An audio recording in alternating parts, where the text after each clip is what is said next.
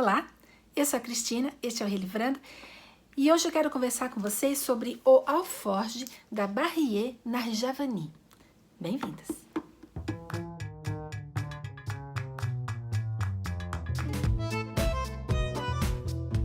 Eu vou começar esse vídeo já fazendo um agradecimento à minha amiga Nahid, que é iraniana e que tentou me ajudar a pronunciar o nome dessa escritora aqui do alforge, que é Barrier Narjavani, que também é iraniana e que escreveu esse livro aqui abordando um assunto que me interessa muito, que é religião, principalmente a fé Bahá'í, né?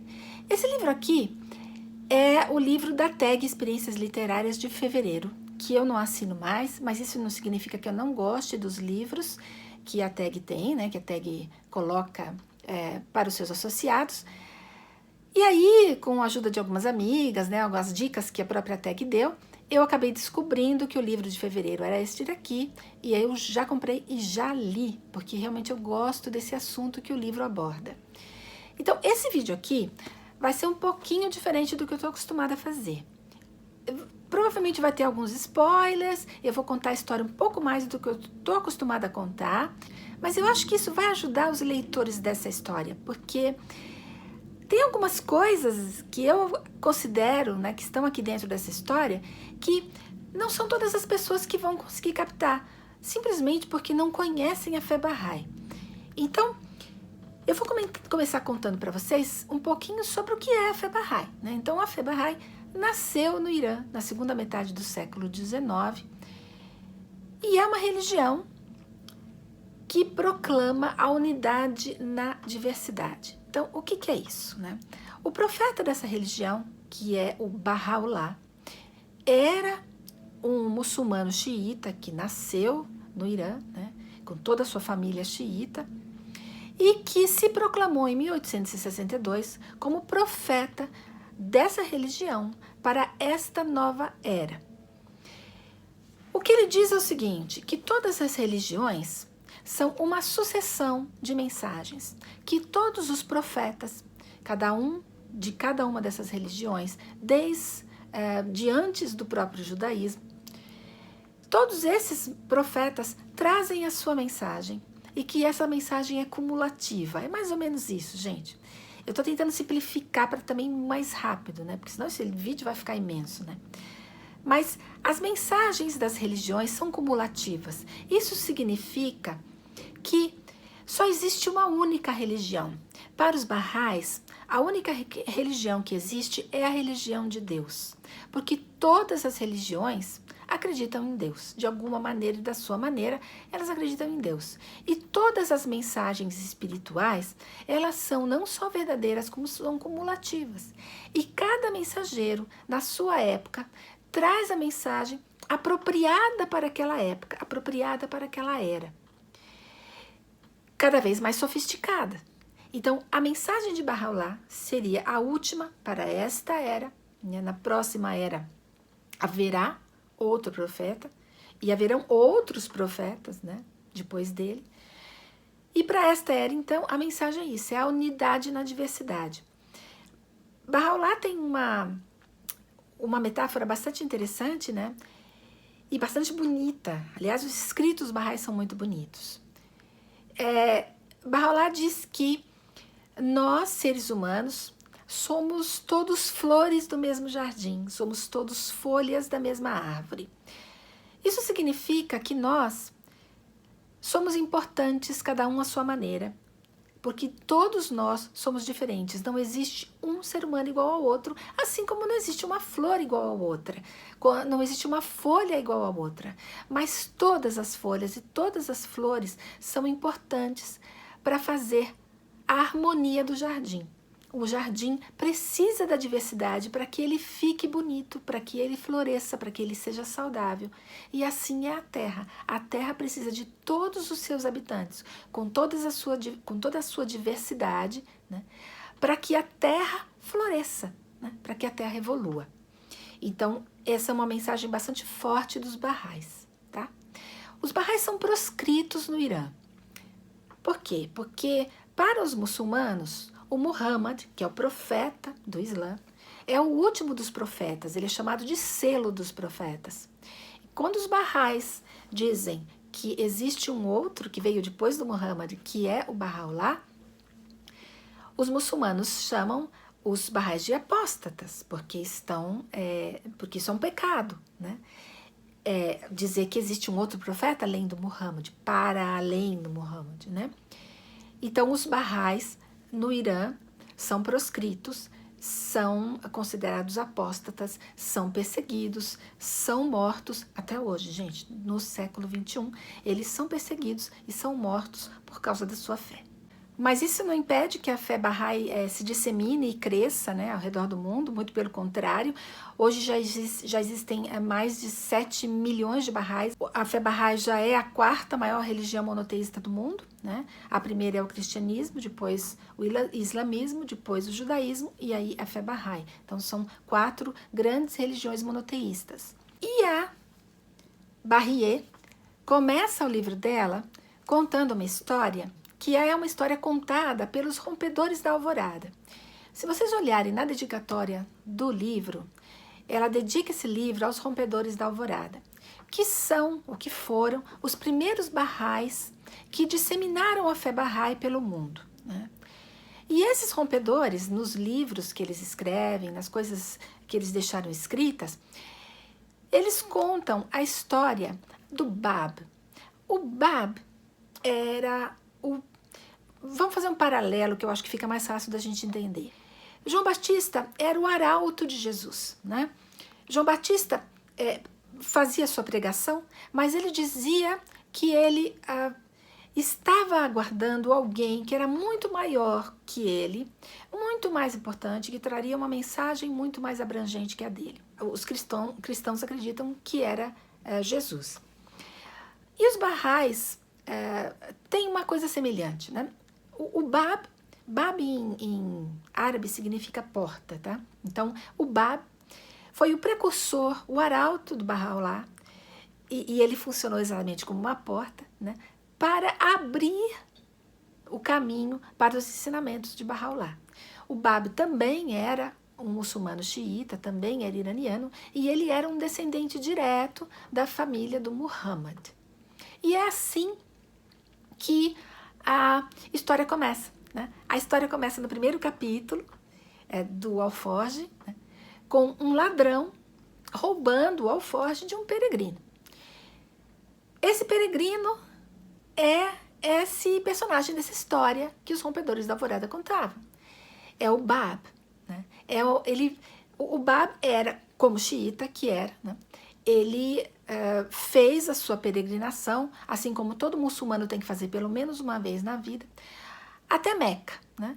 Para fazer as circunvoluções ao redor da Caaba, né? E prestar a sua homenagem ao Islã. Esse peregrino, né, estava no deserto, acompanhado de um jovem que puxava o seu camelo, né, e de um negro, de um escravo negro que usava uma pérola na orelha. E esse peregrino, no meio do deserto, quando chegou perto de um poço abandonado, ele parou, fez as suas abluções, né, que é lavar as mãos, os pés e o rosto, antes das orações. Então ele fez as abluções, ajoelhou e começou as suas orações matinais. Ele era um religioso fervoroso, né? E um ladrão viu essa cena e se aproveitou da concentração desses 3, né, fazendo a sua oração, e roubou o alforje, que era a única coisa que esse peregrino tinha, que estava pendurado no camelo. Ele roubou esse alforje. E nesse mesmo momento, o escravo negro, levantou para ir atrás do ladrão. E o peregrino simplesmente levantou a mão e disse: deixe-o, sem interromper as suas orações. E quando ele acabou as suas orações, ele disse ao escravo: deixe-o, porque esse alforje, né, com esse conteúdo, nas mãos desse ladrão, talvez tenha um alcance muito maior do que nas minhas próprias. E aí eles continuaram a sua peregrinação até Meca, né? Então é assim que começa o livro. E aparentemente, então, essa história é verdadeira. Então, esse livro é dividido em 9 capítulos, né? Cada capítulo é contado sob o ponto de vista de uma pessoa diferente. E o que essas pessoas contam? Elas contam um evento que ocorreu no mesmo lugar, durante as mesmas 24 horas, sob 9 pontos de vista diferentes. Em um momento histórico específico, na segunda metade do século XIX, num lugar específico, que era o meio do deserto, durante a peregrinação entre Meca e Medina, mas sob 9 pontos de vista diferentes. E aí fica extremamente interessante, porque cada uma dessas pessoas tem backgrounds diferentes, backgrounds religiosos diferentes, tem gêneros diferentes, tem culturas diferentes, né? Então, a bagagem que essas pessoas trazem de vida, né, vai fazer com que cada uma delas presencie o evento e tire conclusões e experiências completamente diferentes uma da outra. E isso faz o livro ficar muito interessante e muito dinâmico. Eu li o primeiro capítulo, não entendi muita coisa, aí eu li o segundo, ele foi me esclarecendo mais um pouco, li o terceiro mais um pouco e assim sucessivamente. Então eu acho que foi isso que ela quis mostrar. Você não consegue ter a visão exata do que aconteceu lendo apenas o primeiro capítulo e nem lendo só o último capítulo. Você vai ter que ler todos, porque todos os capítulos são uma sucessão de pontos de vista, né? São diferentes pontos de vista sobre uma mesma verdade. Nenhum deles tem a verdade absoluta, não é? Então você precisa de todos eles para conhecer o evento como um todo. Para os Baha'is, as religiões são, eu já falei isso lá no começo, né? Elas são uma sucessão de mensagens, né? E uma complementa a outra. Então, não existe na religião uma única verdade. Existe a verdade que você consegue ver, né? E essa religião, ela é complementada por a outra. Por quê? Porque é o ponto de vista do outro sobre uma mesma coisa, sobre um mesmo Deus. E é isso que eu acho que ela quis mostrar nesses 9 capítulos, né? Então, você vai ter o ponto de vista de um ladrão beduíno, você vai ter o ponto de vista de uma noiva virgem, a caminho do casamento, que tem raízes zoroastristas, tem o ponto de vista do cambista, que ele se fazia muçulmano, mas ele era hinduísta, o ponto de vista de um peregrino budista, de um mulá xiita, extremamente religioso, e o ponto de vista de um derviche, que na verdade não era um derviche, era um inglês disfarçado de derviche. Eu acho que a mensagem que essa autora conseguiu passar, né, nesses 9 capítulos, né, é que existe uma verdade, né, e a verdade estava ali, naqueles papéis, dentro daquele alforje. Só que cada um dos personagens que teve contato com aquela mensagem, a partir do seu próprio ponto de vista, de pontos de vistas diferentes, mostrou que a verdade é relativa. Ela é relativa a partir do ponto de vista de cada um de nós.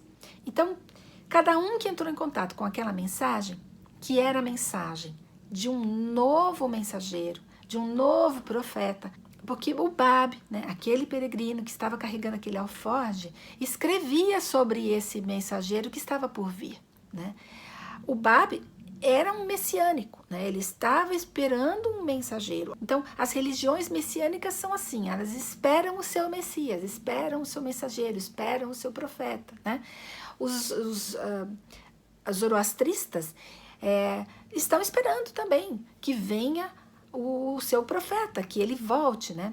Os xiitas estão esperando que o 12º imame retorne, né? Então, eles também são messiânicos. Então, vejam bem, cada um ali que teve contato com aqueles papéis, teve a sua vida modificada de alguma maneira, a partir das suas próprias expectativas, né? Então, eu achei muitíssimo interessante essa abordagem que ela deu. Eu vou confessar que tem partes ali naquele livro que eu não entendi ainda, né? Que me fugiram. Mas isso eu tenho certeza que eu entendi. Eu tenho certeza que eu entendi pelas dicas que ela foi dando. Tem uma parte aqui no capítulo da escrava, né? Em que o Mulá lê para ela, a pedido dela mesma, uma parte do que estava ali escrito naqueles papéis. Então, ela fala, né, que era uma invocação de um mistério escondido, de uma beleza abençoada, de uma lembrança de uma compaixão e alegria, através do qual toda a criação seria movimentada e renovada. Isso faz parte dos escritos Baha'is, né? Então, se você pegar uns escritos do Bab, você vai encontrar isso lá. Já aqui no capítulo do religioso, né, do Mulá, que era um religioso xiita, né, fervoroso, ele fala que ele começou a ler o conteúdo do Alforge e ele começou a reconhecer a linguagem sagrada do Alcorão. Ele reconheceu uma voz, né, que falava com ele, e essa linguagem então era familiar, mas ele não reconheceu o conteúdo. Esse conteúdo não estava no Alcorão, a linguagem estava, né, mas o conteúdo não. Então, isso foi outra dica para mim sobre o conteúdo do Alforge, porque os escritos do Bab são assim. Ele era um muçulmano xiita e, portanto, ele usava, né, essa linguagem do Alcorão para a sua pregação e também para a sua escrita. Ele escrevia muito parecido com o Alcorão, né, aquela linguagem em árabe bastante próxima do Alcorão. Mas o conteúdo era diferente, porque ele estava falando de um novo profeta, né, de um novo mensageiro para uma nova era. Então aí veio a grande dica para mim, que é do conteúdo do Alforge, que era essa mensagem sobre Bahá'u'lláh, sobre a fé Bahá'í. Aí na revistinha que vocês receberam da tag, com certeza vai ter algumas referências à fé Bahá'í, vai ter referências ao estilo literário dela. Eu espero só que esse vídeo imenso, né, que ficou imenso, possa ajudar um pouco mais a esclarecer a leitura de vocês, porque esclareceu a minha, me ajudou bastante, né, a entender um pouco mais do que a autora quis dizer, a aproveitar um pouco mais a beleza do texto dela, a profundidade daquilo que ela quis, da mensagem que ela quis passar, né, dessa unidade, apesar de 9 pessoas completamente diferentes, vindo de pontos diferentes do mundo, com crenças diferentes, né, culturas diferentes, expectativas diferentes, né, sendo honestas, desonestas, jovens, velhos, né, com missões secretas, todas essas pessoas têm algo em comum, né? Leiam um livro e vocês vão entender. Essas pessoas têm algo em comum, né, que as une. E é isso que ela quis mostrar no livro. Essa unidade dentro da diversidade, né? Essa mensagem Bahá'í, né? Então, eu espero que toda essa explanação aqui, esse blá blá blá, tenha ajudado vocês de alguma maneira, ajude vocês na hora de ler o livro, ou para quem já leu. Se vocês gostaram, então, deem um joinha, ajudem a divulgar o vídeo, ajudem a divulgar o canal. Se vocês quiserem saber mais do porquê que eu sei tanto sobre a fé Bahá'í, é só perguntar aqui nos comentários, né? Eu posso conversar com vocês a respeito. E outros comentários também, claro, são sempre bem-vindos. E é isso. Boa semana para vocês.